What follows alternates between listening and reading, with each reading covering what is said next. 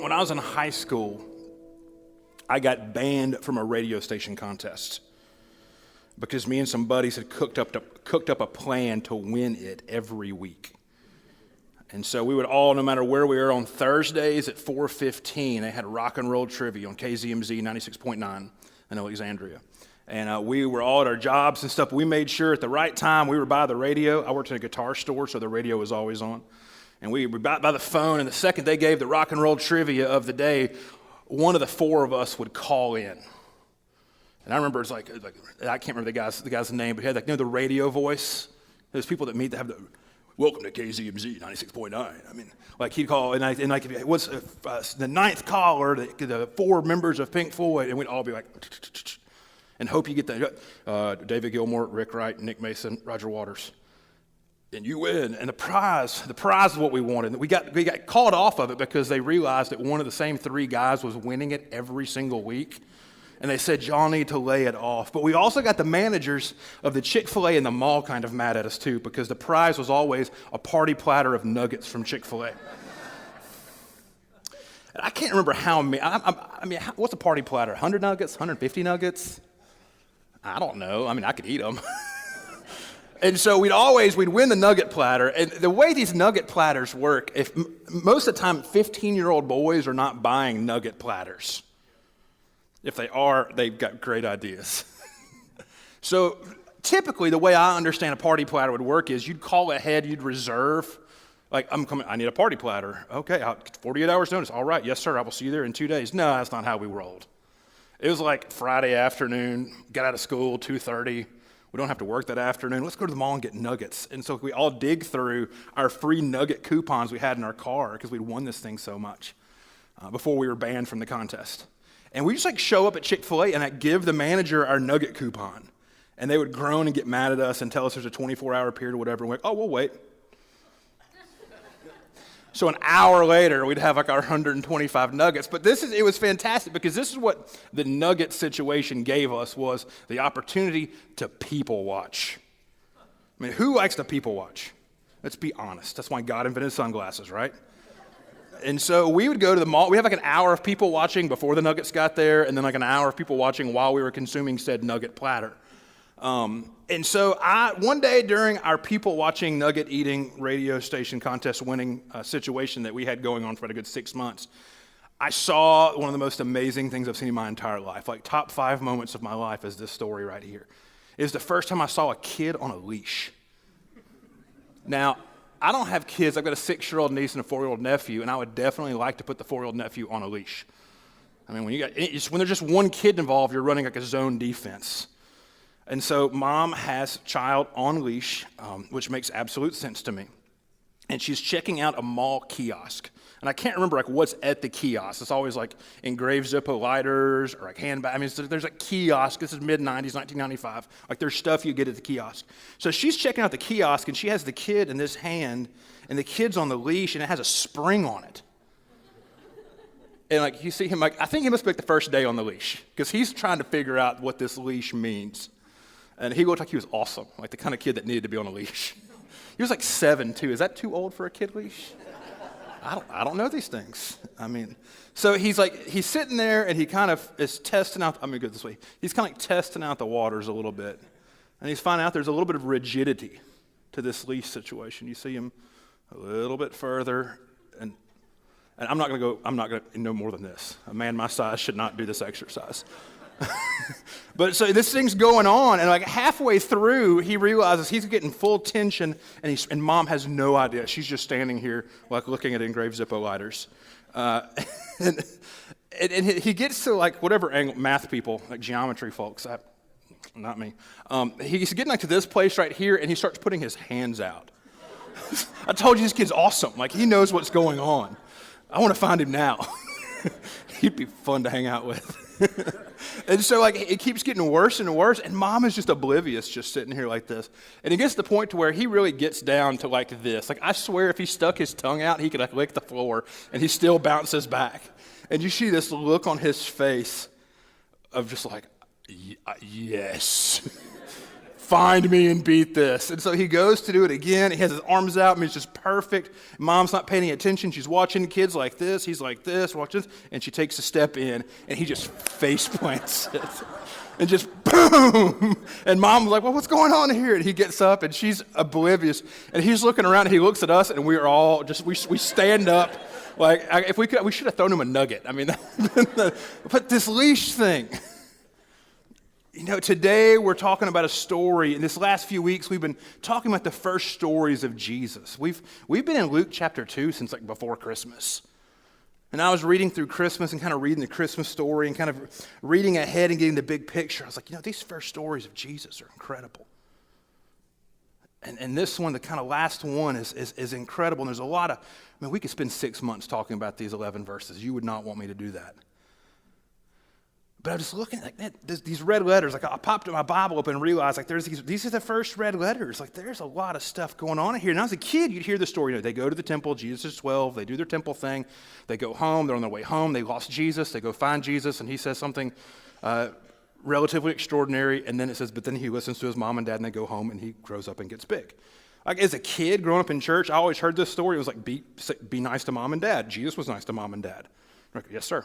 All right, we'll do that. But man, just those red letters, there's something, just crazy stuff inside of those. And that's what I want us to talk about today.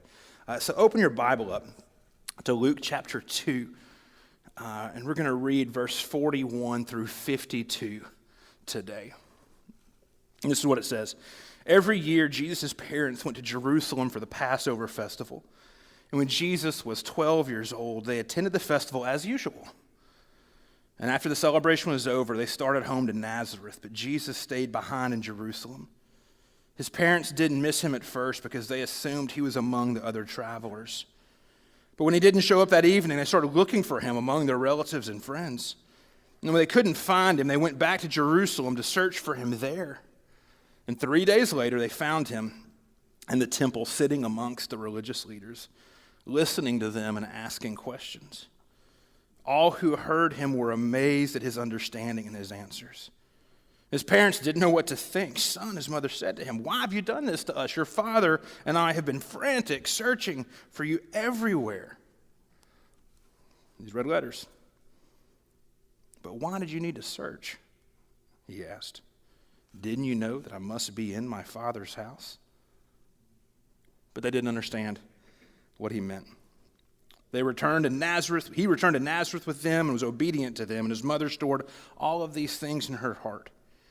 Jesus grew in wisdom and in stature and in favor with God and all the people. See, these first words, those first words just tell us so much about who Jesus is, about what Jesus is doing, about what Jesus believes he's doing. He's like 12 years old. Like when I was 12 years old, I did not say anything profound. Did you? You might have. You might be a lot smarter than I am. Like I just wanted to blow up model rockets in my backyard when I was 12 years old. But this story, and it's set back in the temple. And we realized the last week we started in the temple. And if you look, the whole like Christmas nativity story, the whole thing starts in the temple. This is kind of, this whole first section of Luke, the author stuck it in and around the temple. It's just kind of like the back cover to the Christmas story in many ways. We talked a little bit more about that. We talked a little bit about the temple last week, and I want to talk about it more because I want us to kind of wrap our minds around this story of what the temple was and of what it meant to people. So about 1,000 years before this, King Solomon built a temple. His father bought a piece of farmland for somebody to make sacrifices. And then he bought this farmland and said, this is where my son is going to build this temple. So we have Solomon's temple on the screen behind me. This is, somebody said it looks like the White House. But you see Solomon's temple, and there's this thing with the cows and the big bowl, and that's like 30 feet across, and that's called the sea. I think that would be really fun to have in my front yard. But you see, this is Solomon's temple, and so for 400 years, this was the place of worship. And remember, the Jewish people, they believed that this is where God's presence was. Like this is where the dwelling place of God was on earth, was inside of this building. They built this on the place where they believe that Abraham attempted to sacrifice Isaac and God provided the lamb, and all that story. Like they believe this is where that was, on top of Mount Moriah. Not the Moriah from the Lord of the Rings.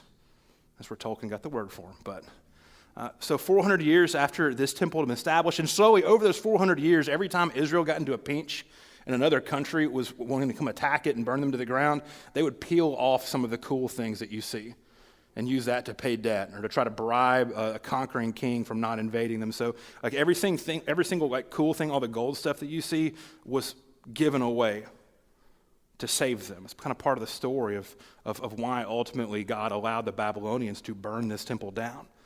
It's because Israel began trusting in other things, and really they were trusting in themselves and their perceived ability to take care of things. And so after it was burned down, 70 years later, the Babylonian emperor allowed some of the Jews to come back to rebuild the temple. And this is Zerubbabel's temple, another picture here. So you kind of see it's the same shape somewhat, but it's not nearly as fancy looking.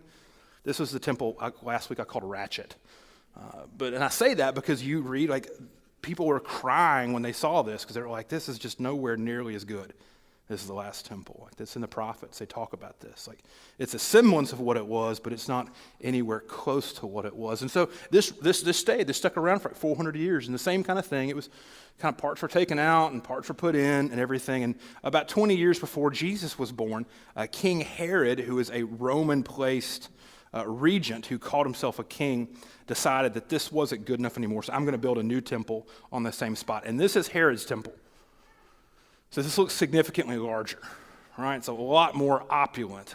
This is something that was a lot bigger of a story than this previous temple. Here's a size comparison. Just kind of get this in your head.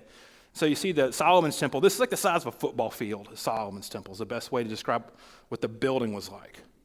So you see the area around it, but it's pretty small compared to Herod's temple, right?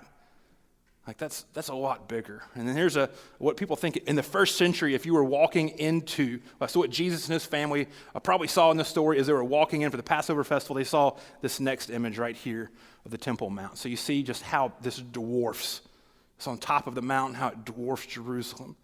I promise you this history lesson, there's a reason for this history lesson here. But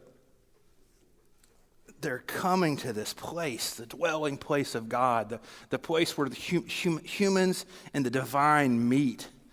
That when God says, I am on this earth, in their mind, God is in this building. And this is it. So yearly, Jesus and his family, they make this pilgrimage. And the language, like these people that he's traveling with, it's almost like their entire village just picks up once a year and goes to the festival of Pentecost in Jerusalem. So like imagine how sometimes like on Friday nights during football season, like the town seems dead. Like imagine like if the whole town just picks up and just cuts out for 40 days between the travel and the festival and the travel back. And they're traveling with their relatives and with their family and their friends. And they're walking there and they're walking back. And there's actually these cool things in Psalms, in Psalm 120 to 134. They're called the Psalms of Ascent. And these are the songs that the people would be singing as they are walking to the temple, as they're walking like up this area to Temple Mount. And Herod's temple was also completely covered in whitewashed marble up top, and the walls were sheathed in gold. So you could see this for miles. You could see just this bright, glowing thing on top of a mountain, and you're walking, and you're coming, and you get a few miles away from Jerusalem, and you're kind of starting to hear things a little bit, and then you get a couple miles in, and you're starting to discern that you're hearing people's voices. And then you get about a mile and a half away from Jerusalem, and you realize that these people are singing songs, and you kind of join in where you find yourself, and you keep singing these psalms of ascent the whole way into Jerusalem. And what's interesting is by now, the Jews have been spread across the whole Mediterranean basin. Going on pilgrimage to Jerusalem is a very important thing. So pretty much year-round, that scene is playing out. So Jesus' parents are leaving to go home, and they're going the opposite direction. I imagine they're singing the same songs as people are going. Maybe that's how you first hear them, is because people are coming out. And they said they're in their travels, and they're a day into it, and they realize that they've lost a kid.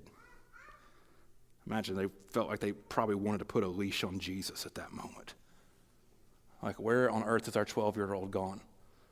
And we've not had him with us for like a day. And we've just left the most populated city for probably 500 miles. And we can't find our kid. He doesn't have a cell phone on him, so we can't ping him on Find My iPhone. He doesn't have those little watches that kids get now, like first cell phones, like come home. Like he's just gone. So they check with all their village who they're trapped, like all of Nazareth is kind of walking together. They can't find him, and then they boogie back to Jerusalem. And 3 days later, they find Jesus sitting in the temple, and he utters those red letter words. But why do you need to search? Didn't you know that I must be in my Father's house? Other translations say, didn't you know I must be about my Father's business? It's like, where else would I be, Mom? But this statement, it seems so simple. But in it we see so much about Jesus' mission. We see so much about his intent, about what is going on in his mind at 12, but also what's going on in the mind of God as he's here fully God and fully man on this earth. This is much about where Jesus is about what he is doing. And what he is doing is absolutely tied to where Jesus is. See, Jesus is not tied down, but he's willingly placed himself into our situation. Willingly placed himself to have us rethinking this whole idea of what does it mean to be in God's presence? Where is God's presence? What does God's presence do for us? What does God's presence call for us to do? How does God's presence change? I'm here in my Father's house. You see, Jesus came to show us how to redefine our whole ideas of boundaries with the presence of God, of where God is and where God isn't. Remember, this is living in a world where God's presence sticks in this one, and it's like one separate room inside this whole one separate building. Jesus is coming to redefine those boundaries, and that's what those red letter words made me think about these last few weeks, is just that boundary definition that he gives us, because we have a hard time understanding this because we each have a leash problem.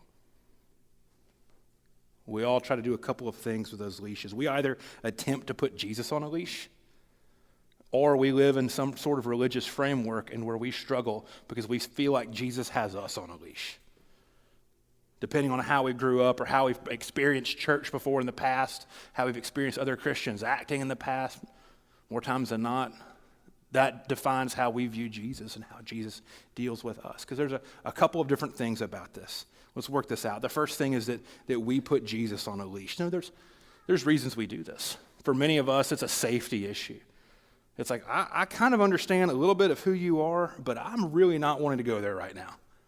Like, I need you to be nice and contained and to do very well on like a desk calendar or Pinterest images. Like, I need you to be safe, Jesus. Can you be safe, Jesus, to me? Like, this is what I need of you right now. My idea of how the world works, and so I need you to keep it simple, and I need you to keep it safe. Then there's those of us that we have a distance problem as well. It's like, listen, I want you here, but I don't want you here too close. Like, I need you on Sunday mornings, Jesus, but I really can't handle you getting into like my Wednesday afternoon. Or I can't handle you getting into my 5 o'clock in the morning on Monday. Like, I need to keep you around. I need you to stay at a distance. And then there's the whole elastic leash problem, like the kid with the spring on the rope. Like, some of us, we have times where we live in an elastic world with Jesus, to where we want variable distance. We want him to be close. We want him to be far away. We want him to be, can you get in the middle for a couple of weeks? Like, I might need you. Can you stay close? Like, we have an issue of variable distance with Jesus. We put him on a leash. Then there's sometimes some of us, we think Jesus has us on a leash. Like, we've lived in that framework. I call this negative holiness. We talked about how God was holy. We sang, you're holy, holy, holy. There's a big problem with negative. I call it negative holiness versus positive holiness. You know, negative holiness is when we really struggle thinking that we live in a world where Jesus' framework, Jesus' relationship to us is simply no, no, no, no, no. We have assimilated our views about God into a list of do's and don'ts. And That's negative holiness. And we've been trying out negative holiness for a long time, and it hasn't got us that much yet. That's one way that we think Jesus sticks us on a leash. We also struggle sometimes with thinking that we're living on some sort of like religious reward system with Jesus. Like, if I can just be good enough, this might happen. Or it's like, I'll never do this again if you'll do this for me. Like this bargaining process. Have you ever been in this? I've been in this bargaining process. I must be honest, everybody. The preacher's been in the bargaining process. You can relax. I'm not going to tell you the stories, but I've been in the bargaining process. Sometimes, some of them happened a long time ago, and some of them did that. I mean, might happen 2 weeks ago. But we also struggle with that. We feel like, and actually the religious system that Jesus was in, all these stories and these issues with the Pharisees and stuff back and forth, like the religious system back then was a system of debt and credit. Like, as long as I have more credit and I have my debt, I should be all good. Does this sound familiar? Like, that's another way that we think Jesus has us on a leash. It's like, I've just not done good enough things. Or the thing that frustrates me to no end is when we feel like God does something bad to us to teach us a lesson. Or when God willingly allows crappy situations to come into our life to help us grow stronger. Y'all, I think Jesus loves us too much to willingly cause pain in our life. That when there's pain in our life, Jesus feels it. And he offers us comfort. He's there for it. But that these two ways, we either stick Jesus on a leash or we function like we believe that we are on a leash with him. And instead, we need to just ditch the whole idea of leashes completely. We need to get rid of the leashes. We need to burn the leashes. My dog would love to have her leash burned, but that's not going to happen. The verse that Foundry, we draw so much of our vision, our mission, and everything from is John 1:14. I think people are tired of this verse sometimes, but the Word became flesh, and he made his home among us, and we have seen his glory, the glory of a Father's only Son. Remember, Jesus, these words he's just telling his mom and dad you need to redefine your boundary with God. You need to redefine what it means for you to be in the presence of God. And if the Word became flesh and made his home among us, or we say, as in the Message translation, the Word became flesh and moved into the neighborhood. This redefinition of presence is the fact that the presence of God is offered us everywhere, at every space, by every person. There's no longer a handful of special select people that have access to the presence of God. Instead, Jesus has offered himself wholly and fully and completely to all of us. And that the power of that presence, the glory, doesn't exist in a whitewashed building thousands of miles away on top of a mountain. But the power of that presence, the glory, is offered to us everywhere. And we have the ability to see it. We've seen his glory, the glory of Father's only Son. We have access to see, and as much as our minds can, to comprehend what this means. Last week we talked about experiencing God and expecting to experience God. One of the things of that is a lot of times we get frustrated because we want to see 100% of Jesus, but we're willing to put in like 5% of the effort.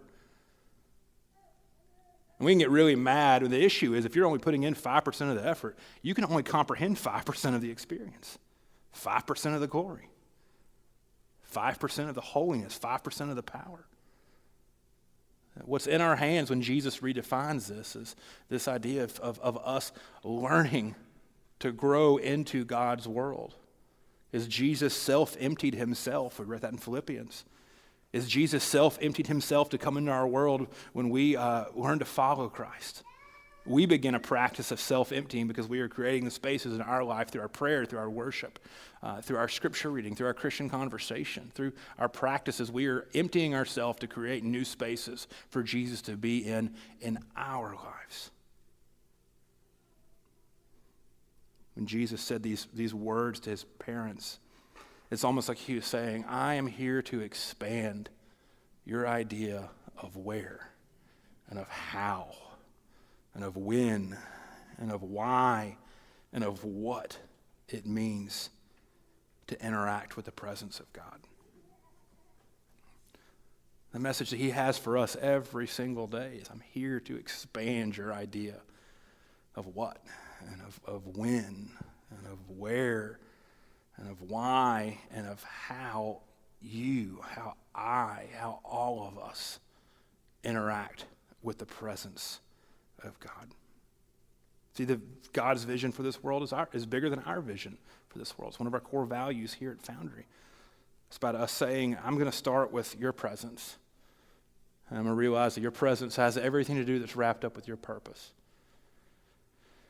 And I'm going to start seeking your presence. And for some of us, that means about 70%. For some of us, 1% is a big undertaking. And both of those processes mean the same amount to Jesus. Wherever we are, that offering matters to him. Because it means each of us, and where we are creating new space to encounter him and where he is for us. It's Jesus lovingly telling us it's always been about presence. And I want to make that bigger for you.